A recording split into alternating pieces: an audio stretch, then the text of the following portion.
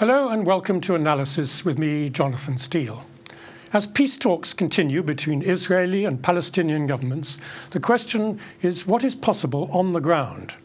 According to the Times of Israel, an American source said recently that Israel was, quotes, willing in principle, unquotes, to give up over 90% of the West Bank. And both sides also agreed that all settlements that lie more or less along the 1967 border will be annexed by Israel.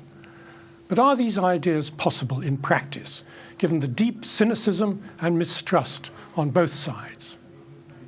Joining me to discuss this all in the studio is Asa Winstanley, an investigative journalist and associate editor of the Electronic Intifada, Abe Haim, peace activist and founder member of Architects and Planners for Justice in Palestine, and Lord Steele of Achewood, former leader of the Liberal Party. On Skype, we're joined by Dr. Fadi Abousideh, who's the Fatah Foreign Relations Commission representative here in the UK, and on the phone by Paul Usiskin, a writer on Israeli affairs. Welcome to you all. Let me start with you, Dr. Fadi, if I may.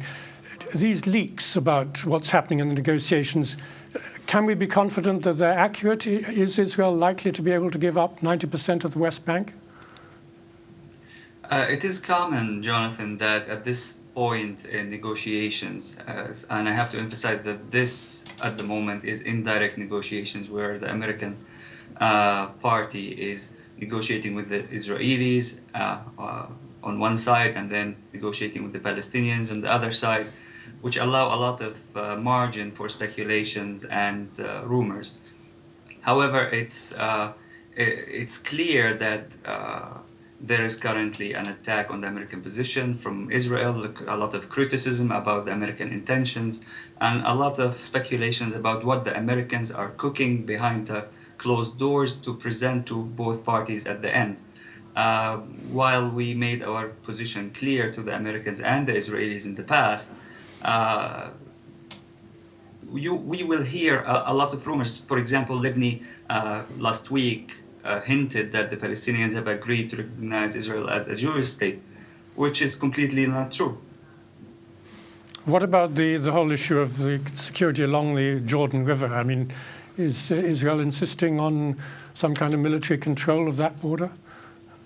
It directly links also to the 90% news, considering that the Israeli position is requesting a long-term presence, military presence in the Jordan Valley. Now, that presence will by de facto take part of the West Bank territory, but that does not count against the 10% that they want to keep. It will be deducted from the 90% that they claim they want to return to the Palestinians. So when we go into details, there are a lot of differences between what is being circulated and what is actually intended. Well, Paul Usiskin, looking at it from the Israeli perspective, as it were, and of course the Israeli government is a coalition government with different groups within it, can we be confident that any of these leaks are really accurate? I don't think we're in much of a position to judge the accuracy of any of this. The overriding impression from an Israeli perspective is that for the very first time, probably in the history of all Israel's negotiations, Israeli negotiators are being extremely tight-lipped. I hear Tzipi Livni, the negotiator, often interviewed on Israel radio. She never, ever gives a hint of what is actually taking place in the talks. And the rest, I have to say, is very much like white noise. All sorts of speculation, lots of people losing their temper, lots of people making threats, but no real clear picture of where these talks are actually headed. Well, Lord David Steele, let me come to you if I may. I mean, you've watched so many of these negotiations in the past. There's often a feeling that the Israeli Prime Minister, whoever it is just playing for time and delaying until a new American president comes and then another American president. Do you think this time they really are moving towards a resolution? I think the difference this time is that John Kerry, as an individual, seems to have taken a grip on the thing and is quite serious about trying to get a peace agreement. And that I think is new, especially if they're putting some muscle behind it, which surprises me because the Americans have never shown any interest in putting muscle behind it before. But he, as an individual, I've only come across him once, and that was when he made his bid to be president himself. When I was at the Democratic Convention when he made his great speech. But I've always been a slightly distant admirer. But I think this time he really has got a hold of it. But like your last speaker, I'm not sure that I mean, one of the successes so far of the negotiations is that there haven't been leaks. I mean, this is all speculation about what might be on offer. But basically, you have to be an optimist. Otherwise, we wouldn't be here to talk about it. I mean, Kerry recently raised this issue of boycotts of Israel, although he was quick to say he didn't support it. He sort of threw it out there as a new pressure on Israel. Do you think that was really brilliant diplomacy, that he in fact was putting pressure on, even though he claimed he wasn't in favour of a boycott? Well, of course, the boycott is actually working. This is the thing. And Israel is really scared now because it's putting in millions to oppose the boycott right across the world. And Kerry obviously must be very well aware of it because even within America now, lots of academic boycotts are occurring. We know very well that Kerry has always claimed to be a complete defender and supporter of Israel. You know, he really is a supporter of the Zionist state.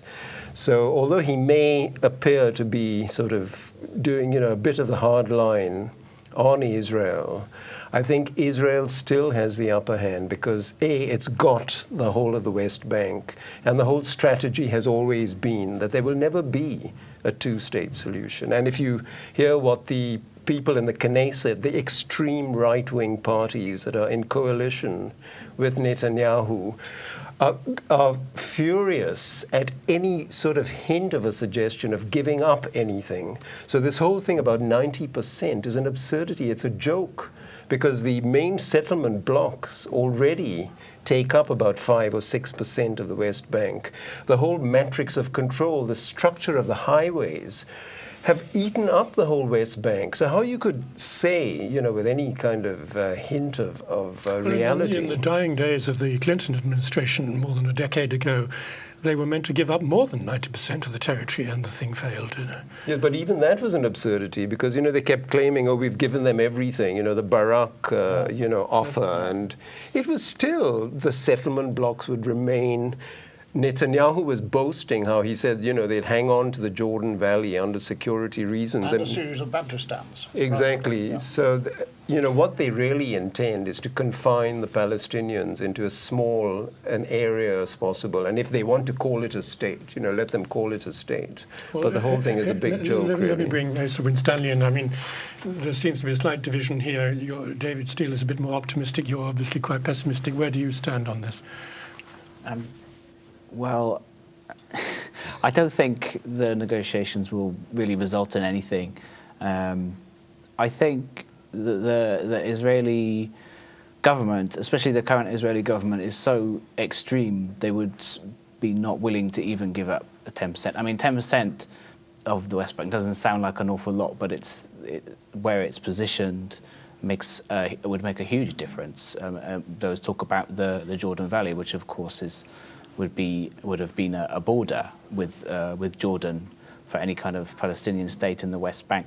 But I think I mean, who knows what can happen out of secret talks? It's hard to predict, but I don't think anything's going to result from them. The Israeli government at the moment is a government of settlers in large part. Like it's actually, the housing minister, for example, is a settler. He lives in the West Bank. So it's hard to see people who run a government of fanatics like the Israel Our Home Party, who's the foreign minister, of actually giving up, even as they see it, giving up control of the land of Israel. Dr. Fadi, let me come back to you. I mean, what about East Jerusalem? I mean, have there been any leaks at all as to whether East Jerusalem is negotiable? I mean, you want to keep it and the Israelis absolutely refuse. How can there be a compromise?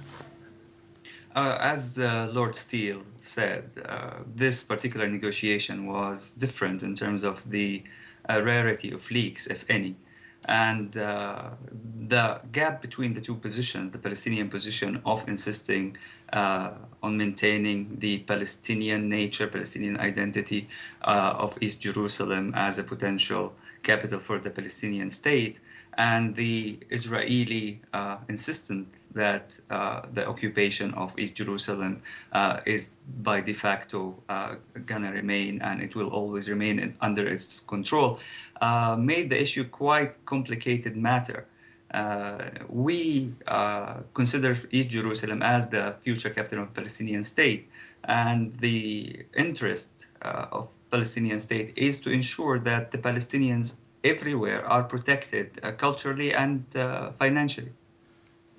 And Paul Lusiskin, I mean, we've been talking about the Israeli government as coalition, and Foreign Minister Lieberman was mentioned, but some of his recent statements sound much more centrist and in favor of a negotiated settlement than he used to speak. I mean, is that a genuine change of mind, do you think? I think there's a reinvention of Avigdor Lieberman going on before our very eyes.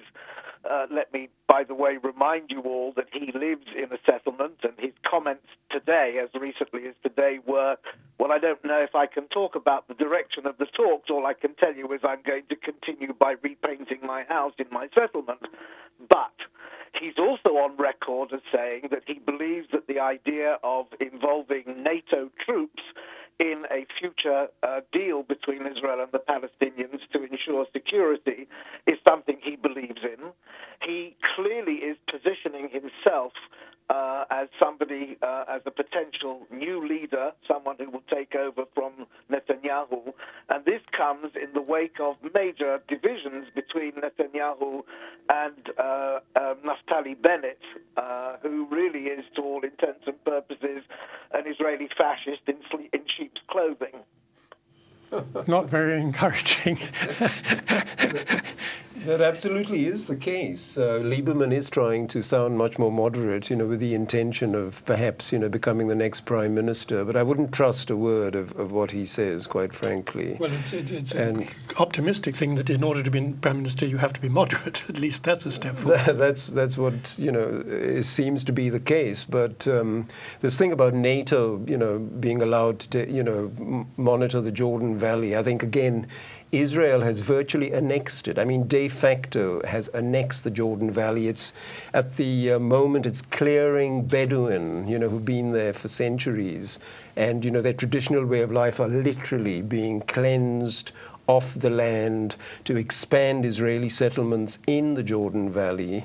And, even this thing of the Jordan River being a border, a security border, it's a joke because you could sort of walk across. It's like a stream. Yeah. And Israel's high-tech sort of nuclear and bombing capacity is so great that it doesn't really need that as a security barrier, On the other hand, even the mention of the possibility of NATO or any other kind of international force being involved in the peacekeeping is a step forward, because up until now, as I understand it, the Israeli position has always been that they will do the monitoring and the security of East Jerusalem and all the rest of it.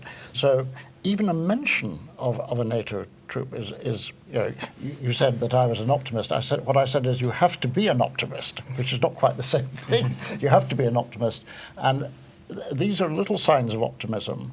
The idea of Lieberman becoming the Prime Minister, though, I must say, is the reverse of what I've just said, that it really is such an appalling thought that I don't see how it could very well happen. You think so? Yeah, I think so. I've been predicting that for quite a while. I mean, gosh. I could see it definitely happening. I mean, the Israeli electorate is moving more and more to the right with each election, and each government becomes more and more extreme. So I would... I mean, it was mentioned that Bennett is a fascist. I agree with that, and I think Lieberman is as well. I think, and I could see him becoming prime minister, certainly. And this kind of, mentions about diplomatic language and stuff. Yeah, I've noticed that as well. I think he's kind of positioning himself in front of the Americans. Yeah. But why should we think that Netanyahu is sort of on the way out? There's no. Yeah. Well.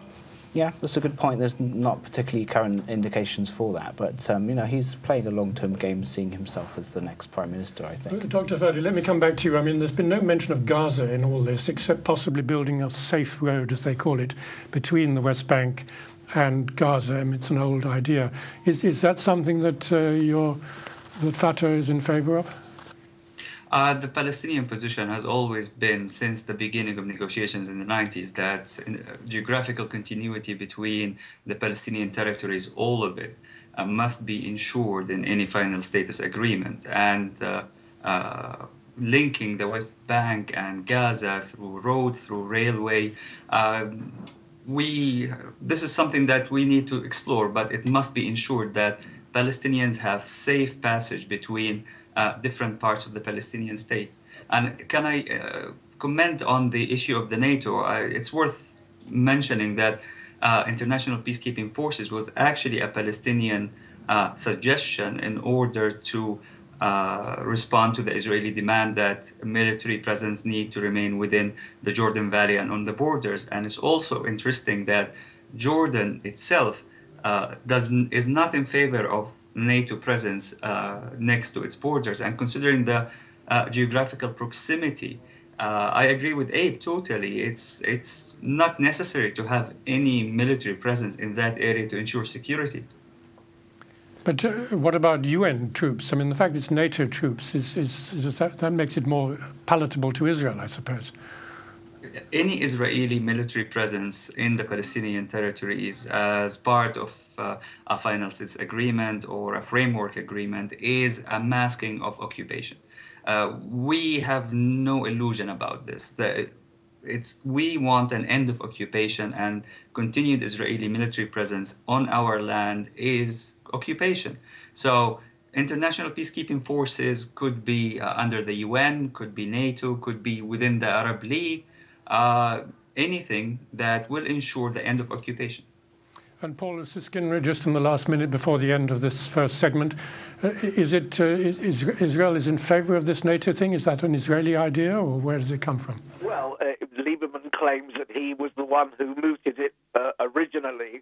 I think this is something that gets floated above the Israeli electorate's mind when it wants to clock into what's happening with this whole matter of talks in the future, which is in fact very rare.